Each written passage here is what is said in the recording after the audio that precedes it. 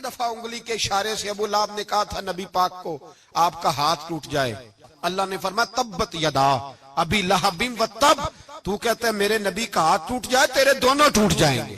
اور سنو ابو لہب کا حال کیا ہو۔ ابو لہب کا معنی ہے ابو لہب شولوں کا باپ، لہب شولوں والا۔ کیا مطلب؟ ابو لہب اتنا حسین و جمیل تھا کہ اس کے جو رخسار تھے شولوں کی طرح چمکا کرتے تھے، اتنا خوبصورت تھا، لال سرخ رنگ تھا، خوبصورت آدمی۔ عرب میں جب غربت تھی تو اس کے گھر میں اس وقت بھی 2 اینٹیں سونے کی تھی، اتنا مالدار آدمی اور سردار تھا سارے مکے کا، لیکن نبی پاک کی بے ادبی کی۔ تمہیں پتہ ہی نہیں کہ رب دنیا میں سب سے زیادہ ناراض ہی اس سے ہے جو اس کے رسول کا بے ادب ہے، سب سے زیادہ ناراض ہی اسی سے۔ ابو لہب نہ گیا بدر کے موقع پر، ڈر گیا، کہنے لگا میں نے نہیں جانا، مکے میں رہ گیا، نہ گیا جہاد کے لیے، مسلمانوں کے خلاف نہ نکلا۔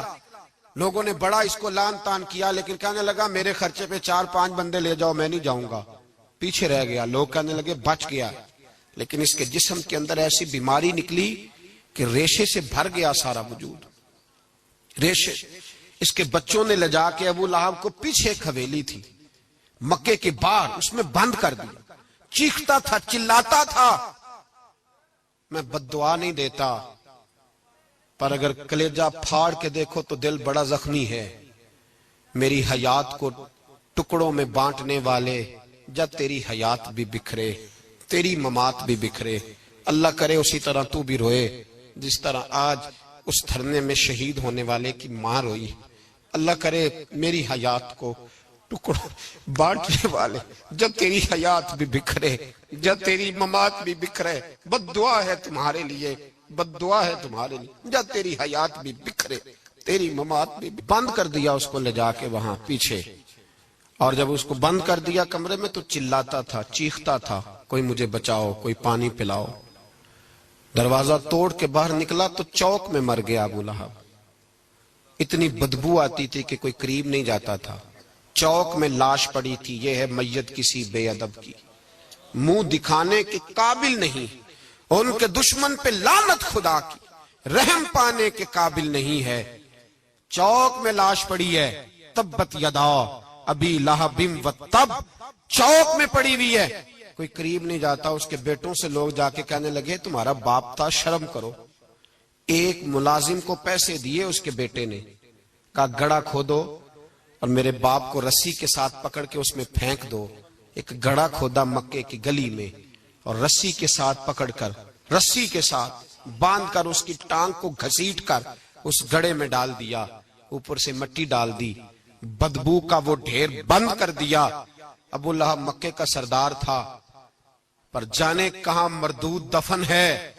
لیکن میانی صاحب کے قبرستان میں جاؤ، میانی صاحب کے قبرستان میں وہ علم الدین جسے اپنا نام بھی نہیں لکھنا آتا تھا، ہزاروں لوگ روزانہ اس کی قبر پہ کھڑے ہوتے ہیں اور رسول اللہ کی نعتیں سناتے ہیں۔ جا کے دیکھو تو صحیح منظر کتنا بدل گیا۔ اور جب غازی علم دین شہید کا جنازہ اٹھا تو امیر ملت پیر جماعت علی شاہ صاحب کی چیخ نکل گئی، اور ڈاکٹر اقبال رونے لگے، اور قائد اعظم تڑپنے لگے، منتیں کرتے تھے محمد علی جناح کہ یارو تھوڑے پیچھے تو ہٹو، میرا بھی دل کرتا ہے میں بھی ذرا اسے کندھا دے لوں، ذرا پیچھے تو ہٹو۔ محمد علی جناح جیسے لوگ تڑپتے تھے، اور جب قبر میں اترنے کی باری آئی تو ڈاکٹر اقبال نے ہاتھ باندھے، کہنے لگا او دوستو اقبال پہ تھوڑا رحم کھاؤ، اسے میرے ہاتھوں پہ رکھو، قبر میں اتار دیتا، اسے میرے ہاتھوں قوت عشق سے ہر پست کو کر دے، دور میں اس میں محمد سے اجالا کر دے، اور کی محمد سے فاتون تو ہم تیرے، یہ جہاں چیز ہے کیا لوح و قلم تیرے ہیں۔ اور اقبال کہنے لگے دیکھو میں شعر لکھتا رہا، اور یہ لوہاراں دا منڈا نمبر لے گیا۔ میرے نبی پاک صلی اللہ، ایک شخص حضور کے سامنے بیٹھا ہے تو منہ چڑھا چڑھا کے باتیں کر رہا ہے۔ کچھ لوگ نقلیں اتارتے ہیں، اور بزرگوں کی نقل اتارنا اور بزرگوں کی توہین کرنا یہ رب کو سب سے ناپسندیدہ فعل ہے۔ توہین کے انداز میں نقل اتارنا، تو کہتے ہیں منہ چڑھا چڑھا کے باتیں کر رہے تھے، میرے حبیب نے فرمایا نہ ایسے کر، بڑے میٹھے انداز، کیوں اپنے منہ کو بگاڑ رہا، نہ کر، کہ کہنے لگا جی ہے ہی ایسا. حضرت ابو ہریرہ فرماتے میں قریب بیٹھا تھا, حضور مسکرا رہے اور نہ کر ایسے. کہنے لگا جی یہ میرا منہ ہے ہی ایسا. فرماتے میں دیکھ رہا تھا حضور کے چہرے کا رنگ بدلا, آنکھوں میں جلال آیا. فرمایا اچھا جا پھر ایسا ہی ہو جائے, جا پھر ایسا ہی ہو جائے. کہتے ہیں میں نے دیکھا اس آدمی کا منہ بگڑ گیا. حضرت ابو ہریرہ فرماتے ہیں وہ رویا کرتا تھا مدینے کی گلیوں میں اور کہتا تھا کوئی مجھے معافی لے دو, لیکن گرا جو ان کی نگاہ سے وہ سنبھل نہیں سکتا. گرا جو ان کی نگاہ سے کبھی سنبھل نہیں سکتا. کوئی ایسا کام نہ کرے, کوئی ایسا کام نہ کرے کوئی بھی جس سے حدیث صحیح میں موجود ہے بنی اسرائیل کے ایک شخص نے اپنی ماں سے بد دعا لی تھی اور عابد زاہد تھا, لیکن ماں کا نافرمان تھا. تو اماں نے کہا جا مرنے سے پہلے تو آزمائش میں مبتلا ہو جائے. رب کی خفیہ تدبیر سے ڈرنا چاہیے. تو مرنے سے پہلے ایسی آزمائش میں ڈال گیا کہ ایک بری عورت نے الزام لگا دیا. لگا الزام, لیکن زمانے میں رسوائی چاروں جانب ہو گئی. تو لوگ آ کے کہتے تھے تیرے ساتھ کیا بنا؟ کہتے کچھ بھی نہیں, میری اماں نے میرے لیے بد دعا کی تھی, اس کا رنگ دیکھ رہا ہوں. کیوں میں نے ستایا اپنی ماں کو؟ توبہ کر, دعائیں لیا کریں زندگی میں. بد دعاؤں والے کام ہم تو 1 منٹ لگاتے ہیں بد دعا لینے میں, 1 منٹ لگاتے, 1 منٹ. ایک میں بزرگوں کا پڑھ رہا تھا ایک دفعہ اخبار میں, تو ان کی آنکھیں کالی ہو گئی, اندر سے کالی ہو گئی. تو بیچارے نابینا ہو گئے. کسی نے ان سے کہا کہ ہوا کیا؟ تو کہنے لگے ایک شرارتی لڑکے نے میرے آگے کھڑے ہو کے 2-3 دفعہ ریس دی تو دھواں میرے منہ پہ پڑا, تو وہ آنکھوں کے اندر گھس گیا ہے. بڑے علاج کرائے, لیکن اس کی شرارت تھی نا. تو وہ کہتے ہیں میں تو یہی کہتا ہوں کہ اللہ کرے تجھے بھی کبھی یہ معاملہ ہو, تجھے پتا چلے. ہم نہیں باز ہی نہیں آتے, ہم کسی کو تکلیف دینے کا کوئی موقع ہاتھ سے جانے نہیں دیتے. میرے عزیزو یاد رکھو, ڈھونڈا کرو کہاں کہاں کس کس کو ستا بیٹھے, کس کس کی توہین کر بیٹھے, کہاں کہاں ہم نے لوگوں کے بد دعائیں اکٹھی کی. بد دعائیں پیچھا کرتی ہیں, جس طرح دعا پیچھا کرتی ہے بد دعا بھی پیچھا کرتی ہے. وہ پیچھے پیچھے چلتی ہے, وہ تاڑتی ہے. عتبہ نے میرے رسول پاک صلی اللہ علیہ وسلم کی بے ادبی کی. حضور علیہ السلام کے چہرہ انور پر اس نے معاذ اللہ ثم معاذ اللہ تھوکنے کی ناپاک جسارت کی. میرے حبیب نے دعا فرمائی, یا اللہ اللہم سلط علیہ قلب, اللہ اس پر درندہ مسلط کر دے. ابو لہب کا بیٹا تھا, رات کو جب سوتا تھا تو ابو لہب 2-4 بندوں کو معاوضہ دے کے کھڑا کرتا تھا کہ نیزے لے کے کھڑے ہو جاؤ, میرے بیٹے کے قریب کوئی نہ آئے. توجہ ہے آپ کی؟ نیزے لے کے کھڑے ہو جاؤ. لوگ کہتے تو انہیں نبی بھی نہیں مانتا اور بات ہر ایک مانتا ہے, پیغمبر بھی نہیں مانتا. تو ان کے جملے کہنے لگا میں مانوں نہ مانوں بات الگ ہے, لیکن میرا تجربہ ہے جو اس کے منہ سے نکل جاتا ہے وہ ہو جاتا ہے. جو ان کی زبان اطہر سے نکل جاتا ہے وہ. ایک سفر پہ جا رہے تھے, قیام کرنا تھا, سونا تھا, 4 پہیاں لگی چاروں جانب. تو بیچ میں ابو لہب نے اپنے بیٹے کی 4 پائی لگائی, بیچ میں. جاگ رہے ہیں آپ لوگ؟ ارد گرد دوسرے لوگ سوئے, بیچ میں. اور لوگ کہنے لگے تو پاگل ہو گیا ہے, اگر کوئی شیر آئے گا تو باقیوں کو نہیں کاٹے گا, صرف اس کو کاٹے گا. کہنے لگا بد دعا تو اس کے لیے ہوئی ہے, دعائے ضرر تو اس کو ملی ہے, اسی پہ مسلط ہوگا. شیر آیا رات کے اندھیرے میں, لوگ تھکے ہوئے تھے, ایک بندہ جاگ رہا تھا. وہ کہتا ہے اس نے سب کے منہ سونگے لیکن کسی کو اس نے تکلیف, کسی کو تکلیف. سونگتے سونگتے عتبہ تک آیا, اور لفظوں کا فرق دیکھیے گا, آیا ہے, چیرا ہے, پھاڑا ہے, ٹکڑے کیے, حصے بکھرے کیے, لیکن ایک بوٹی بھی نہیں کھائی. مار دیا, چہرہ بگاڑ دیا, وجود کاٹ دیا, چلا گیا قتل کر کے, کھایا نہیں ایک لقمہ بھی اس کے وجود. بھائی درندے پھاڑنے آتے ہیں کہ کھانے آتے ہیں, وہ کھایا نہیں پھاڑ کا چلا گیا. تو لوگ سویرے پوچھنے لگے صحابہ سے کہ ماجرا کیا ہے؟ تو گویا صحابہ زبان حال سے کہہ رہے تھے گستاخ کا گوشت گندا ہوتا ہے, جانور بھی نہیں کھایا کرتے, گندا ہوتا ہے. یہ ہے میت کسی بے ادب کی, منہ دکھانے کے قابل نہیں ہے. ان کے دشمن پہ لعنت خدا کی, وہ رحم پانے کے قابل نہیں ہے. میرے رسول پاک صلی اللہ علیہ وسلم کی زبان اطہر سے اگر کبھی کسی شخص کے لیے ایسا جملہ نکل گیا تو پھر اس نے بھی اس کا پیچھا کیا, لیکن میرے حبیب نے دعائیں ہی دی ہیں. ام حرام یہ بخاری کی حدیث ہے. ایک خاتون ہے رضی اللہ تعالیٰ عنہ، وہ کہتی ہیں ایک دن نا میں نے کہا یا رسول اللہ میرا دل کرتا ہے میرے گھر آئیں. تو حضور تشریف لائے تو بڑے تھکے ہوئے، محبوب سفر تھا، تو کہتے تھکے ہوئے تشریف لائے تو حضور آ کے بیٹھے ہی تو میں نے دیکھا کہ نیند کی طرف توجہ ہے حضور کی. کہتے میں نے تکیہ پیش کیا تو میں قربان جاؤں محبوب میرے گھر میں آرام کرنے لگے. کہتی ہم سارے نظارے دینے لگے، دیکھو ہم کتنے خوش قسمت ہیں کہ ہمارے بسترے بھی نور علی نور ہو گئے، ہمارا گھر بھی چمک گیا، روشنی پھیل گئی. کہتے ہیں حضور سوئے جب اٹھے نا تو مسکرا رہے تھے.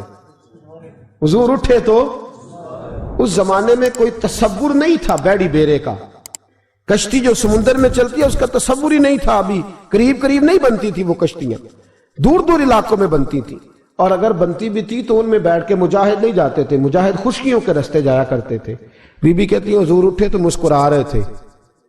تو میں نے کہا حضور آپ کیوں مسکرا رہے ہیں، خیر تو ہے؟ تو نبی پاک نے فرمایا میں نے دیکھا ہے سوتے ہوئے کہ میری کچھ امت کشتیوں پر بیٹھ کے بھی کافروں کے خلاف جہاد کرے گی، دریاؤں میں بھی. اقبال نے کہا نا دشت تو دشت ہے دریا بھی نہ چھوڑے ہم نے، بحر ظلمات میں دوڑا دیے گھوڑے ہم. کشتیوں میں بھی جہاد کرے گی میں نے دیکھا ہے. تو کہتی ہے میں نے فٹافٹ کہا یا رسول اللہ مجھے بھی شامل کر دے ان میں، حضور مجھے بھی ان میں. حضور ذرا جلدی جلدی دیکھا جو ان کو بانٹتے، تو میں نے بھی بڑھ کے پیار سے دستے عطا کے سامنے دستے طلب بڑھا دیا. میں نے بھی آگے بڑھ کے کہا حضور تھوڑی خیر ادھر، حضور مجھے بھی شامل کر دے. کہتے پہلے ہی بوڑھی تھی. نبی پاک نے ہاتھ اٹھائے کہا یا اللہ اس کو بھی ان میں شامل کر دے. اب فرماتے ہیں سرکار کا وصال ہوا، کوئی جہاد نہیں ہوا سمندر والا. حضرت ابو بکر کے زمانے میں کوئی جہاد نہیں ہوا سمندر والا.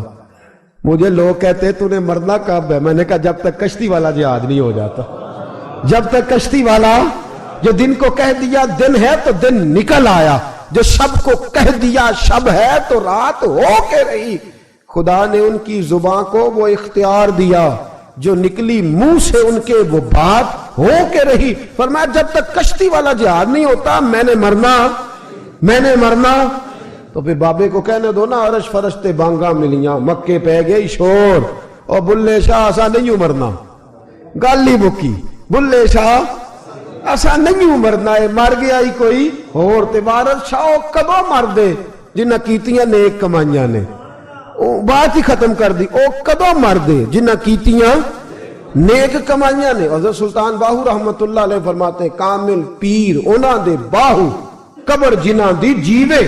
فرمایا میں نہیں مرتی. حضرت اسرائیل نہیں آتے وہ چھو کے گزرے گے، کہتے بہنیں بھی چلی گئیں، بھائی بھی چلے گئے، خامد بھی چلا گیا، بچے بھی کئی گئے، اور میں اسی حالت میں.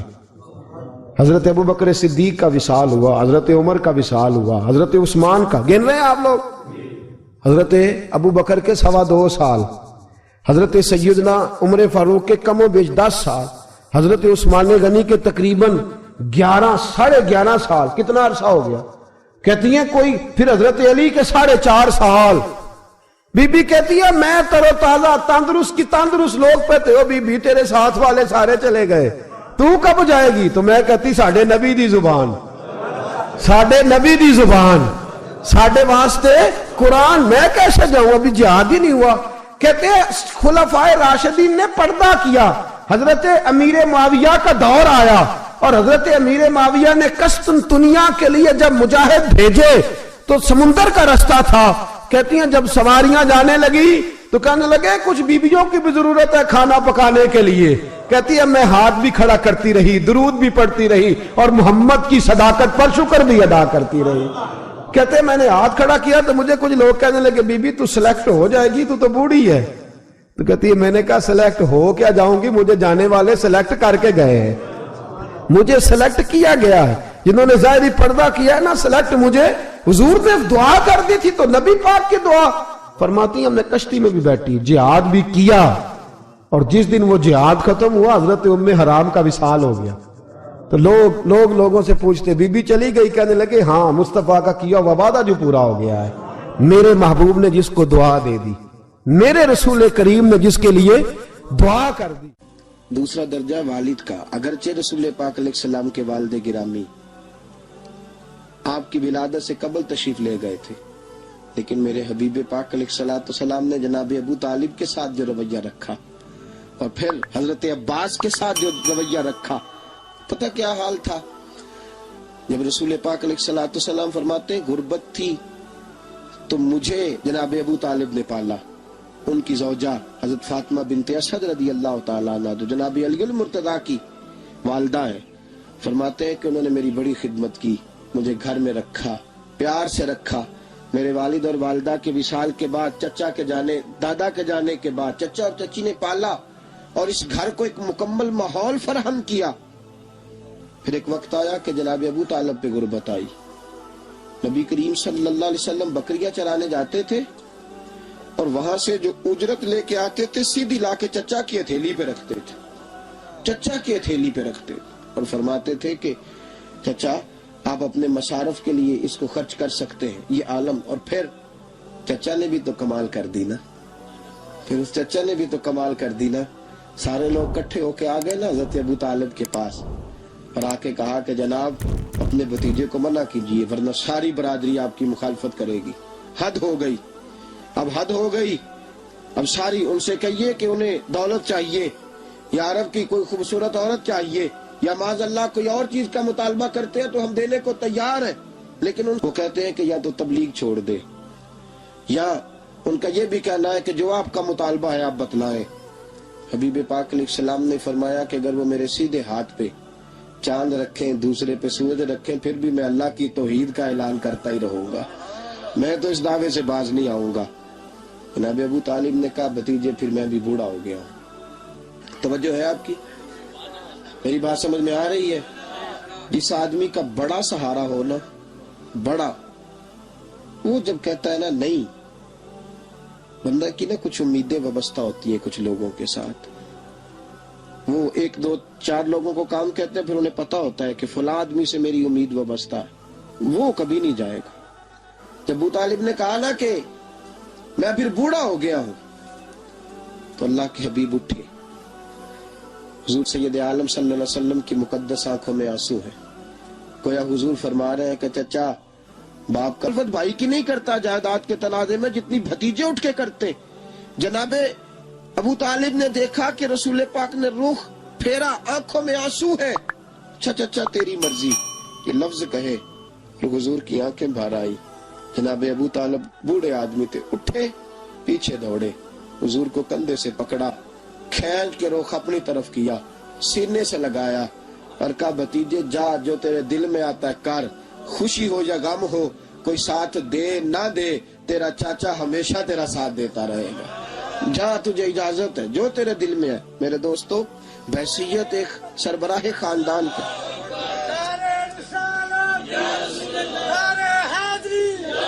اب ان رشتوں کا تقدس، اور پھر جب جناب ابو طالب کا وصال ہوا اور جناب خطیۃ الکبریٰ بھی اسی سال میں گئی تو عام الحزن کہا یہ غم کا سال ہے، یہ غم کا سال۔ رشتوں کا تقدس جو نبی پاک علیہ السلام کے آنے پہ قائم ہوا، قبل اس کے انسانیت اس سے آشنا نہ تھی۔ رشتوں کو جو محبت اور خلوص کا رنگ میرے مصطفیٰ نے عطا فرمایا، دنیا کے کسی قانون میں اس کا تصور بھی نہیں کیا جا سکتا۔ اللہ علیہ کے پاس نے ایک بوڑھی اماں اپنا بیٹا چھوڑ گئی، تو حضرت صاحب نے کو 2 4 5 مہینے رکھا، تو بعد میں اس کی اماں کو بلا کے کہا کہ تو بیوہ ہے، بیٹا تیرا یتیم ہے، میں نہیں چاہتا کہ اس کا وقت ضائع ہو، یہ پڑھنے والا کوئی نہیں، سارے نہیں بھائی پڑھنے والے ہوتے، اب یہاں علماء بیٹھے ہیں، میں بے ادب بھی نہ ہو جاؤں، کچھ پورے 8 سال لگا کے بھی آ جاتے ہیں، سند بھی ان کے پاس ہوتی ہے، ناراض نہ ہو جانا، یہ تو سب اچھے لوگ ہیں، سند ہوتی ہے پر پتہ کوئی نہیں ہوتا، یہ اعلیٰ حضرت نے لکھی ہے بات، سند ہوتی ہے، پوری ڈگری ہوتی ہے، اس پہ کئی لوگوں کے سائن بھی ہوتے ہیں۔ تو بہت سارے طالب علم ایسے ہوتے ہیں جو مدارس میں کہتے ہیں میں فاضل فلاں ہوں، لیکن کوئی شے پاس، تو مولانا سردار احمد صاحب محدث اعظم پاکستان رحمۃ اللہ علیہ اس بوڑھی کو کہنے لگے تیرا بیٹا کند دینا، پڑھنا پڑھانا اس نے کچھ بھی نہیں، تو یتیم بچہ ہے، کل کو تو کہے گی کہ میرے بیٹے نے وقت ضائع کیا تو واپس لے جاؤ۔ بوڑھی اماں رونے لگ گئی، کہنے لگی میں پڑھانے تو نہیں لائی تھی، میں تو آپ کو رب کا ولی سمجھتی ہوں، میں تو نوکری کرانے لائی تھی، نوکری۔ حضرت انس بن مالک کہتے ہیں میری اماں بھی حضور کی بارگاہ میں دے گئی تھی، حضور کی بارگاہ میں یہ نہیں کہا تھا کہ یا رسول اللہ پڑھا دیں، ہاں میں ذمہ داری سے بات کر رہا ہوں، یہ نہیں کہا تھا حضور مجاہد بنا دیں، یہ تھوڑی کہا تھا کہ یا رسول اللہ صلی اللہ تعالی علیہ وسلم سے مفسر، محدث، محقق، مفتی بنا دیں۔ حضرت انس کی اماں کہہ گئی تھی سونیا جب تک یہ رہے گا نا آپ کی نوکری کرے گا، یہ گھر کے کام کاج کرے گا، ڈیوٹی کرے گا، حضور یہ آپ کی نوکری کرے گا۔ تو میرے محبوب نے پھر دعا کر دی، اللہ اسے برکت عطا فرما۔ تم سمجھتا ہے خدمت والا خالی رہ جاتا ہے؟ جتنا ذائقہ خدمت والے کو ملتا ہے، جو اس کے نصیب میں آتا ہے، وہ کسی کا نصیب کہاں بھائی۔ حضرت انس کہتے ہیں حضور نے دعا کر دی برکت کی۔ مجھے تو کھیتی باڑی آتی بھی نہیں تھی، پر لوگوں کے باغ میں سال میں ایک دفعہ پھل لگتا تھا، میرے باغ میں 2 دفعہ لگتا تھا۔ حضور نے دعا کر دی یا اللہ اسے اولاد دے۔ فرماتے ہیں میرے بیٹے، میرے پوتے، میرے نواسے، میری بیٹیاں، فرماتے ہیں میں زندہ ہوں اور میری 100 اولادیں موجود ہیں۔ پریشان ہو گیا 100 سن کے کہ بچے 2 ہی اچھے، 100 اولادیں میری موجود ہیں۔ حضرت انس بھی مولانا سردار احمد صاحب کے پاس نا چھوڑ گئی بچہ، کہنے لگی حضرت جی میں کو پڑھانے کے لیے تھوڑا چھوڑ گئی ہوں، میں تو اس لیے چھوڑ کے گئی ہوں کہ آپ مہربانی کریں خدمت کرائیں۔ تو حضرت جی کہنے لگے کوئی ایسا کام ہی نہیں، خدمت والا کیا کراؤں؟ کہنے لگی پٹھے پوا لیا کرو جی۔ ہن لڑ پیندے نے، کہنے نے بچے کام کر دیں مدرسے دا۔ حالانکہ اب کہاں بچے کام کرتے ہیں، اب تو گزر گیا دور، اب تو بچے کام کراتے ہیں۔ اب بچے بھی ناراض ہو رہے ہیں، گور گور کے دیکھ رہے ہیں۔ صحیح پہ رہا ہوں آپ کو، بچے کام کراتے ہیں، بچے کہاں کام کرتے۔ کہنے لگی یہ چارہ ڈالے کرے گا آپ کی بھینسوں کو۔ تو حضرت نے اس کو کہا کہ بی بی چارہ میری بھینسوں کو ڈالنے کے لیے میں نے بندہ رکھا ہوا ہے، تو جا لے جا۔ کہنے لگی ہاتھ باندھ کے حضور مہربانی کریں رکھ لیں، چارہ ڈالے گا۔ اور پتر توجہ سے چارہ ڈالنا حضرت کی بھینسوں کو۔ رونے لگی، حضرت نے رکھ لیا، مہینے کا خرچہ بھی دیتے۔ شام کو نا وہ سارا دن کام کرتا، شام کو آ کے پیروں میں بھی بیٹھ جاتا، حضرت جی لائیں تیل تھوڑا سا، پیر نہ دبا دوں۔ 8 سال ساتھ والے پڑھتے رہے، یہ بیچارہ نوکری کرتا رہا، میرا روپ بھی نہیں تے میرا رنگ بھی نہیں، اور مینو یار منان دا ٹنگ بھی نہیں۔ کبھی کبھی نا حضرت بلال حبشی فارغ ہوتے نا تو نبی پاک کی بارگاہ میں عرض کرتے حضور کوئی کام تو نہیں، سارے ہو گئے، حضور جاؤں ذرا، چلے جاتے۔ ایک دن سلمان فارسی کہنے لگے یا رسول اللہ یہ بلال کہاں جاتا ہے؟ فرمایا جا دیکھ کے تو آ۔ حضرت سلمان واپس آئے تو آ کے رونے لگے، کہنے لگے سونیا جب یہاں سے جاتا ہے نا تو جا کے سیدہ فاطمہ کی چکی پیسنی شروع کر دیتا، بی بی صاحبہ کے کام کرنے لگتا ہے، گھر میں جا کے اسنین کی ڈیوٹی کرتا ہے، وہاں بھی کام یہاں بھی کام۔ وہ چارہ ڈالتا رہا، اس نے چارہ ڈالا۔ حضرت محدث اعظم کی بھینسوں کو دستار فضیلت کا وقت آ گیا، سارے پگڑیاں سجا کے آ گئے، آج دستار ہوگی۔ یہ نہ پیچھے ہو کے بیٹھ گیا، چونکہ پڑھا ہی نہیں تھا تو دستار کاہے کی، دستار تو اس کی جو پڑھے گا، ہم نے تو پڑھا ہی نہیں، ہم نے تو یار پڑھا، گھر پڑھا، ڈیوٹی کری۔ حضرت محدث اعظم رحمت اللہ علیہ کے ہاں جب اعلان ہونے لگا نا کہ اب دستار ہوگی، تو حضرت نے پہلا اعلان اس کا فرمایا۔ تو مجھے والا بندہ کپڑے بھی کدی کدی بدل دے نا، وہ کہتا ہے جس حال میں بھی تھا میں پلٹ کے دیکھنے لگا کہ پڑھا ہے تو ہے کوئی شے نہیں، تو یہ ماجرا کیا ہے؟ پیچھے سے اٹھ کے آئے تو کہتے ہیں باقیوں کی دستار کسی عالم نے کی، کسی صوفی نے کی، لیکن یہ بھینسوں کو چارہ ڈالنے والا جب آیا تو محدث اعظم نے فرمایا پگڑی کے بال کو کوئی ہاتھ نہ لگائے، یہ ساری دستار میں نے کرنی ہے۔ اور فرماتے ہیں حضرت بال بھی دیتے جاتے تھے اور آنسو بھی بہاتے جاتے تھے، ماتھا بھی چومتے تھے، اور فرماتے تھے دستار کے بعد چلا تو نہیں جائے گا یار، مجھے تو عبادت بھی نہیں رہ گئی، مجھے تو چابیوں کو بھی نہیں پتا کون سی کہاں رہتی ہے، جائے گا تو نہیں تو رو پڑا۔ کہنے لگا سونیا جائے تو وہ جس کے پلے کچھ ہے ہو، آتا جاتا تو ہے کچھ نہیں، مجھے کس نے رکھنا ہے، میں نے کہاں جانا ہے، ادھر کہاں تو ادھر ہی رہوں گا۔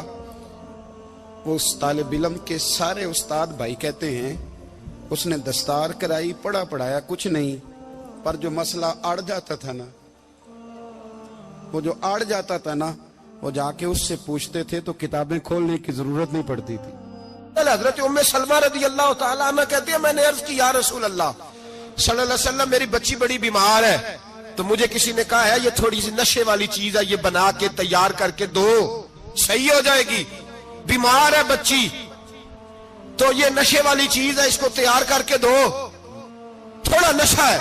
اگرچہ بعض میں نے شروع میں کہا بعض لوگ مریض کو, سخت مریض کو ایسی ادویات جو مجبوری بن جائے اس کی گنجائش اور اجازت دیتے ہیں. محتاط علماء تو اس میں بھی بہت ساری چیزیں پہلے بیان کرتے, لیکن اس نے کہا جی نرا نشہ دینا ہے شفا کے لیے.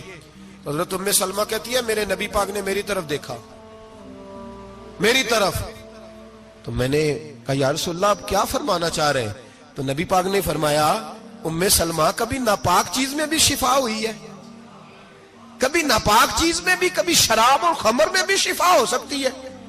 شفا رب کریم نے رکھی ہے پر شہد کے اندر رکھی ہوئی ہے, شفا اللہ نے رکھی ہے قرآن مجید میں رکھی ہوئی ہے. تو اس میں بھی کبھی یہ حضور نے بیان کیا ہے کہ اس کے اندر شفا ہو سکتی, تو امت کتنی دلیری کرتی ہے جو یہ مشورے دیتی ہے کہ اس کے اندر نشہ ہے, شراب ہے, تو کھانسی چلی جائے گی تو فلانی بیماری چلی جائے گی. نہ آؤ ان چیزوں پہ, نہ اپنے ایمان کو خرابی دو, اور نہ ایسی باتیں کرو جس سے کہ ڈائریکٹ رسول اللہ صلی اللہ علیہ وسلم کے واضح ارشادات کی مخالفت ہو. میرے نبی پاک صلی اللہ علیہ وسلم نے فرمایا, اور پھر کچھ لوگ کہتے ہیں تھوڑی پی ہے جی. اب تو میں تجزیے میں پڑھ رہا تھا کہ ایسی شراب ایجاد ہو گئی ہے, لوگ شراب پیتے ہیں اور وہ مست بھی رہتے ہیں, کار بھی چلاتے رہتے ہیں, کہتے ہیں جی نہیں ہمارا ذہن معاف نہیں ہوا تو یہ والی صحیح ہے, نشہ نہیں لاتی. میرے نبی پاک صلی اللہ علیہ وسلم نے فرمایا جس چیز کی تھوڑی مقدار, زیادہ مقدار حرام ہے اس چیز کی تھوڑی مقدار بھی حرام ہے, جس کی زیادہ مقدار حرام ہے اس کی تھوڑی بھی.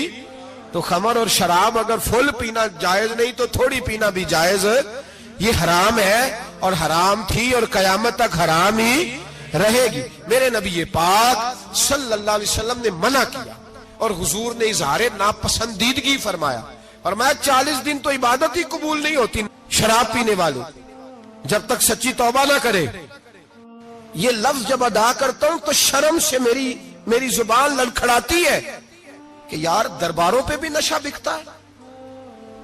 میں یہ بات کر رہا ہوں صوفیاء کا ترجمان, درباروں پہ مزاروں پہ, اور سجادہ نشینوں تمہیں زمین نگل جائے, آسمان تمہیں لے اڑے, تم پر قہر نازل ہو, تم نے باپ دفن کر کے تو وہاں نشے کا اڈا بنا لیا, ماؤں سے بیٹے چھیننے لگے ہو, عورتوں کے سروں سے کپڑے چھیننے لگے ہو, سہاگ مارنے لگے ہو, بیٹیاں اور بیٹے یتیم کرنے لگے ہو, نشہ بیچتے ہو درباروں اور مزاروں پہ. یہ تماشا لگ گیا. آپ کیسے کروں یہ بات, پر کرنی پڑ رہی ہے, مجبوری ہے, یہ مضمون مکمل نہیں ہو سکتا. بند کر دیں وہ دربار, ہمیں نہیں چاہیے جن درباروں پہ نشہ بکتا ہے. میں ذمہ داری سے کہہ رہا ہوں, بات ریکارڈ ہو رہی ہے. جوتے کی نوک پہ وہ سجادہ نشین جو امت کو ڈرگز دیتا ہے, وہ سجادہ نشین کا ڈیرا نہیں, وہ گند کا اڈا ہے, وہاں سے فیض نہیں مل رہا, امت کی تباہی ہو رہی ہے. بتا دو, پھیلا دو, اس کو اعتراض کرنا ہے کرو. میرے رسول پاک سید عالم صلی اللہ تعالی علیہ وسلم کا دین ضروری ہے, کسی پیر کی سجادگی ضروری, بولیے سجادگی ضروری. بڑی ذمہ داری سے کہہ رہا ہوں اور نمائندگی کر رہا ہوں اپنی جماعت کی. نہ ہمارے بزرگوں نے کل اس کی حمایت کی تھی, نہ آج کرتے ہیں, نہ قیامت تک کریں گے. بند کر دے وہ دربار اور مزار. بزرگ دنیا میں یہ کام کرنے آئے تھے اور ہماری سوچ اتنی گر گئی ہے, اتنے ہم کمزور ہو گئے. کہتے ہیں جب اس کو چڑھ جاتی ہے تو پھر بڑی معرفت کی باتیں سناتا ہے. تجھے شرم نہیں آئی ہے لفظ کہتے ہوئے؟ اب نشئی تجھے معرفت سکھائے گا؟ اب تو شرابی سے, بھنگی چرسی سے دین سیکھے گا؟ کہتے ہیں اس نے پی ہوئی تھی, چڑھی ہوئی تھی, وہ بات کر دی تو میرا کام بن گیا. اتنی گندی اور میلی سوچ صاحب ایمان کی ہوتی ہے, تو اب نشیوں سے جا کر دعائیں کرائے گا؟ سن, میرے نبی پاک صلی اللہ علیہ وسلم نے فرمایا جو شراب پی لے, نشہ کر لے, اس کی تو 40 دن تک عبادت رب قبول نہیں فرماتا. تو کہتا چڑھی ہوئی تھی تو اس نے دعا کر دی, تجھے شرم ہی نہیں آئی بات کرتے؟ حیا ہی نہیں کیا تو نے جملہ بولتے؟ یہ کوئی تصوف اور طریقت ہے؟ جاؤ اٹھا کے لے جاؤ. ایسی کوئی تصوف اور طریقت ہمیں نہیں چاہیے. ہمیں وہ والی طریقت چاہیے جس میں خدا کے قرآن کی بات ہوتی ہے اور محمد مصطفیٰ کے فرمان کی بات ہوتی ہے صلی اللہ علیہ وسلم. تو بھائی یاد رکھو, یہ کوئی طریقہ نہیں. ایک مزار ہے, مجھے ایک صاحب کہنے لگے آ جائیں یہاں بھی فاتحہ پڑھیں. میں نے کہا یہاں کیا ہے؟ کہنے لگے تھے تو بابا جی نشہ وشا کرتے، پر اب سنا ہے لوگوں کی منتیں بڑی پوری ہوتی ہیں، مجھے جذبات بڑے کم آتے ہیں۔ میں نے اس آدمی کو گریبان سے پکڑ لی، میں کہ ادھر ہٹ، وہ تو نشہ کرتا تھا اور تو جاتا تھا، تیری یہ کیسے طاقت ہوئی؟ تو نے مجھے مشورہ دے دیا، تو ہمیں کمزور سمجھتا ہے؟ ہم کمزور ایمان کے لوگ ہیں، اور میں یہاں تجھے کہوں گا نہیں نہیں میں یہاں نہیں جاتا، میں وہاں جاتا ہوں۔ بالکل کوئی لگی لپٹی بات نہیں، کھری بات۔ تصوف وہ، دربار وہ جہاں قرآن پڑھا جائے اور رسول اللہ کی حدیث سکھائی جائے، باقی کوئی مطلب نہیں کسی قسم کا۔ میں داتا صاحب کبھی جاؤں نا جلسہ کرنے کسی کام سے، کسی تقریب میں، تو میں داتا صاحب کے مزار پہ نہیں جاتا، میں کہتا ہوں یار یہ یرانہ نہیں کہ بندہ کسی کام آیا تھا تو فاتحہ پڑھ لی، واپس چلو۔ گکھڑ سے سپیشل آئیں گے داتا صاحب کے مزار پہ حاضری دیں، اور میرے سنگی گواہ ہیں کہ میں سپیشل ٹائم نکال کے بہت سارے کام چھوڑ کے سپیشل جاتا ہوں، اور میں مراد ماننے نہیں جاتا، میں داتا صاحب کا شکریہ ادا کر دے جاتا ہوں۔ میں ان سے کہتا ہوں حضور آپ کی مہربانی، آپ یہاں آئے تو ہمارے بڑے بھی رسول اللہ کے غلام بن گئے۔ میں تو سلام عقیدت پیش کرنے جاتا ہوں، ہم مزارات پر جانے کے قائل نہیں، بلکہ ہماری تو عقیدت کا درجہ ہی مکمل نہیں ہوتا جب تک ہم مزار پہ سلام نہ کریں۔ پر مزار داتا صاحب کا، مزار خواجہ معین الدین اجمیری کا، مزار غوث اعظم جیلانی کا، مزار محدث اعظم مولانا سردار احمد کا، مزار اولیاء کا، مزار میاں شیر محمد شرک پوری کا، مزار رب کریم کے بندوں کا۔ بھنگیوں چرسیوں کے مزار نہیں ہوتے، اور نام ان مزارات کے قائل ہے، بالکل قائل نہیں ہم۔ میں تھوڑے دن پہلے لاہور گیا تھا، تو میں کار میں میاں صاحب میاں شیر محمد شرک پوری کا ذکر کر رہا تھا، میں اپنے دوستوں سے کہہ رہا تھا یار بہت بڑا بابا ہوا ہے، تو مجھے کہنے لگی کرامت کیا ہے؟ میں نے کرامت یہ ہے کہ ساری زندگی سنت کا درس دیا ہے۔ تو مجھے کہنے لگے آپ کبھی گئے نہیں؟ میں نے کہا میں اسپیشل گیا تھا، اور تھوڑے دنوں کے بعد پروگرام بناؤں گا تو میں ساتھ لے کے جاؤں گا۔ ہم مزارات کے قائل ہیں، حاضریاں دیں گے مزاروں پہ، لیکن بھنگیوں چرسیوں کے مزاروں پر جانے کے قائل ہیں، زور سے بولے، یہاں جانے کے قائل ہیں، کوئی عقیدہ نہیں ہے ہمارا۔ نشہ بکے گا اب مزاروں پہ، اب یہ تصوف ہوگا وہاں، یہ طریقت ہوگی۔ اور ملت پر رحم کھاؤ، خدا را اگر تمہارے قومی ادارے کہتے ہیں رپورٹ کرنے والے کہ 70 لاکھ پاکستانی نشہ کرتا ہے، تو کیا تمہیں یہ نہیں پتا کہ نشہ بیچتا کون ہے؟ کیا تمہیں یہ نہیں پتا کہ ڈرگز کا کاروبار کون کرتا ہے؟ اگر تمہیں یہ پتا ہے تو کیا یہ خبر نہیں تمہیں کہ ان رگوں پر یہ خون اتارتا کون ہے؟ میں اپنے بزرگوں سے معذرت کے ساتھ، نشے کا آغاز، ناراض تو نہیں ہو جائیں گے بزرگ، نوجوانوں کو میں لتاڑ لیتا ہوں لیکن بزرگوں کی عزت کرنا سنت ہے، تو میں بزرگوں سے معذرت کے ساتھ یہ یوں سمجھ لیے خوگرے حمد سے تھوڑا سا گلا بھی سن لے۔ نشہ سگریٹ سے شروع ہوتا ہے، سگریٹ سے۔ میں تمباکو کو حرام نہیں کہتا، یہ فتویٰ نہیں دے رہا، تمباکو کا حکم وہی ہے جو مولی کا ہے، جو کچے پیاز اور لہسن کا ہے، کہ آپ جب کھا لیتے ہیں تو منہ سے بدبو آتی ہے، تو آپ مسجد میں آئیں تو آنے سے پہلے مسواک کریں، منہ صاف کریں، پھر آپ آ جائیں، تو جائز ہے، مکروہ ہے لیکن حرام ہے۔ لیکن تمباکو سے آگے جب حالات بڑھتے ہیں، تجزیہ نگاروں نے لکھا ہے کہ ہمارے پنجاب کے کچھ علاقوں میں اب سگریٹ سے نکال کے نا، پہلے بھی بھرتے تھے لوگ اس میں بڑا کچھ، اب پتہ ہے کہ نیا نشہ ایجاد کیا ہے، اب اس کے اندر چسبی بھرتے ہیں اور چھپکلی کو مار کے، سکھا کے، خشک کر کے، اس کو پیس کے وہ ساتھ نشے کے ملاتے ہیں، اور اس کا حال یہ ہوتا ہے کہ آدمی کو زیادہ نشہ ہوتا ہے، اور کہتے ہیں وہ اتنا گند ہے کہ وہ آدمی کسی کو دانت بھی لگائے گا تو وہ بندہ بھی بیمار ہو جائے گا۔ کیا یہاں لوگ اسپرٹ نہیں پیتے آپ کے ملک میں؟ اور ہم کبھی سڑک پہ جاتے ہیں تو نشئی کو دیکھ کے مذاق کرتے ہیں، دیکھنا میں ہارن لگاؤں گا تو گاڑی کے ہارن سے گر جائے گا، لیکن تجھے پتا نہیں کہ یہ کسی ماں کا بیٹا ہے، پتا نہیں کسی بیوی کا شوہر ہے۔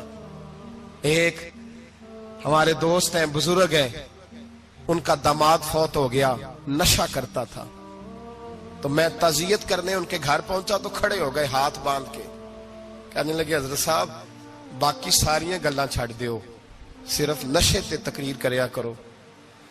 وہ جب جیتا تھا تو تب بھی اس کے بچے یتیم ہی تھے, یتیم ہی تھے.